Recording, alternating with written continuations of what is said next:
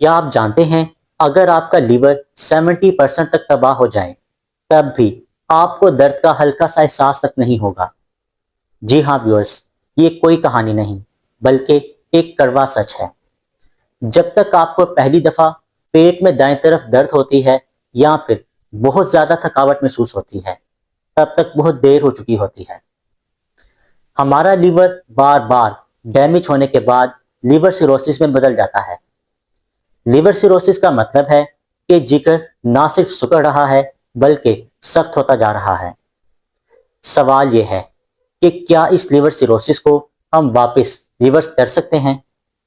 میں ہوں ڈاکٹر یاسر، اور آج کی ویڈیو میں آپ کو لیور سیروسس کی 4 سٹیجز بتاؤں گا، اور یہ بھی بتاؤں گا کہ کیسے اور کس سٹیج پر ہم لیور سیروسس کو بالکل ہیلدی لیور میں کنورٹ کر سکتے ہیں۔ ویڈیو کا انت تک ضرور دیکھیے گا۔ پہلی سٹیج ہے لیور انفلیمیشن کی، مطلب لیور میں تھوڑی بہت سوجن ہو چکی ہوتی ہے جس سے ہلکی سی تھکاوٹ اور ہیوینس محسوس ہونے لگتی ہے۔ دوسری سٹیج ہے اسکار فارمیشن فائبروسس۔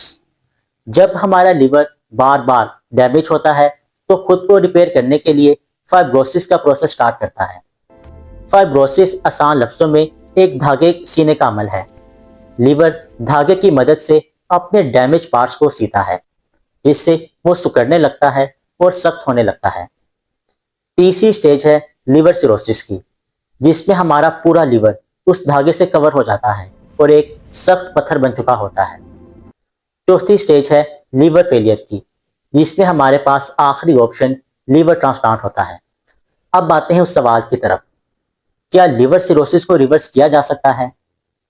اگر آپ پہلی اور دوسری سٹیج پر ہیں تو گڈ نیوز یہ ہے کہ آپ 100% تک ریکور کر سکتے ہیں، لیکن اگر آپ تھرڈ سٹیج پر پہنچ چکے ہیں، مطلب سیروسس کا پروسیس کمپلیٹ ہو چکا ہے، تو جو حصہ تو سیروسس والا ہے وہ ریکور نہیں ہو سکتا، لیکن اس کا یہ ہرگز مطلب نہیں کہ سب کچھ ختم ہو چکا ہے۔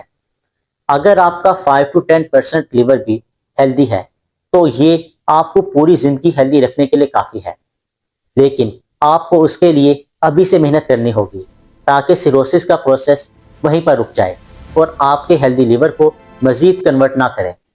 تو ویورز، سوال یہ ہے کہ جب ہماری باڈی پین فیل نہیں کر سکتی تو پھر ہمیں کیسے پتہ چلے گا ہمارا لیور کتنا ڈیمیج ہو چکا ہے؟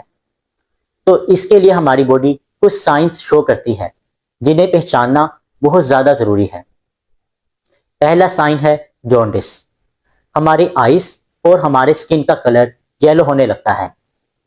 دوسری نشانی ہے ہمارے پاؤں اور ٹانگ پر سوجن ہونے لگتی ہے، یہ پھول جاتی ہیں، ایسا لگتا ہے کہ اس میں پانی جمع ہو گیا ہے۔ تیسری نشانی ہے آپ کے پیٹ میں پانی کا پڑ جانا اور پیٹ کا پھول جانا۔ چوتھی نشانی ہے بغیر کسی چوٹ کے، بغیر کسی وجہ کے آپ کے سکن پر نیلے اور کالے رنگ کے دھبے کا بننا شروع ہو جانا۔ اگر ان میں سے کوئی بھی نشانی آپ میں آ رہی ہے تو کل کا انتظار ہرگز مت کریں، آج ہی اپنے لیور فنکشن ٹیسٹ کروائیں۔ تو ویورز، اب سوال یہ ہے کہ اس کا سولوشن کیا ہے؟ آپ کیسے لیور کو مزید سیروسس میں جانے سے روک سکتے ہیں، اور کیسے اگر آپ فرسٹ اور سیکنڈ سٹیج پر ہیں تو 100% تک ریکوری کر سکتے ہیں؟ اس کے لیے آپ کو چند بہت زیادہ احتیاطی تدابیر کی ضرورت ہے۔ نمبر 1، پروسیس فوڈ سے مکمل طور پر پرہیز کریں۔ آپ کی فاسٹ فوڈ، آپ کی کولڈ ڈرنک، آپ کی ریفائنڈ شوگرز، ریفائنڈ فلور، یہ کسی نہ کسی درجے میں آپ کے لیور کو ضرور نقصان پہنچاتے ہیں۔ بہت زیادہ استعمال کی جانے والی میڈیسن پیناڈول، یہ بھی اگر بہت زیادہ مقدار میں آپ روزانہ لے رہے ہیں تو آپ کے لیور کے لیے بہت زیادہ ٹاکسک ہے۔ آپ نے پیناڈول کی مقدار بھی کم سے کم استعمال کرنی ہے۔ دوسرا کام ہے پانی کا استعمال۔ ویورز، کوشش کریں پانی کا استعمال زیادہ سے زیادہ کریں، کم از کم 8 سے 10 گلاس پانی ضرور پئیں۔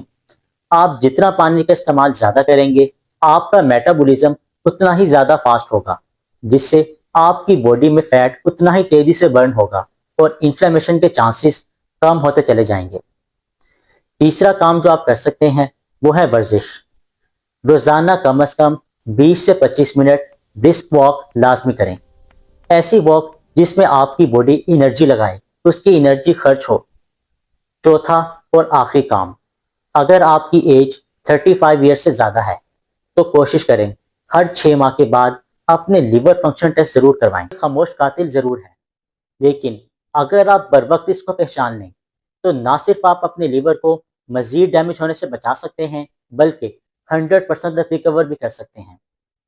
ہم نے پچھلی ویڈیو میں ان سائنس پر بات کی تھی جو لیور ڈیمیج ہونے کے بعد ہماری باڈی دکھاتی ہے۔ اگر آپ نے ابھی تک وہ ویڈیو نہیں دیکھی تو اس کو ضرور دیکھیے گا۔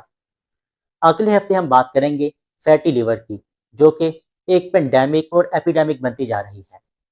امید ہے آپ کو آج کی ویڈیو پسند آئی ہوگی۔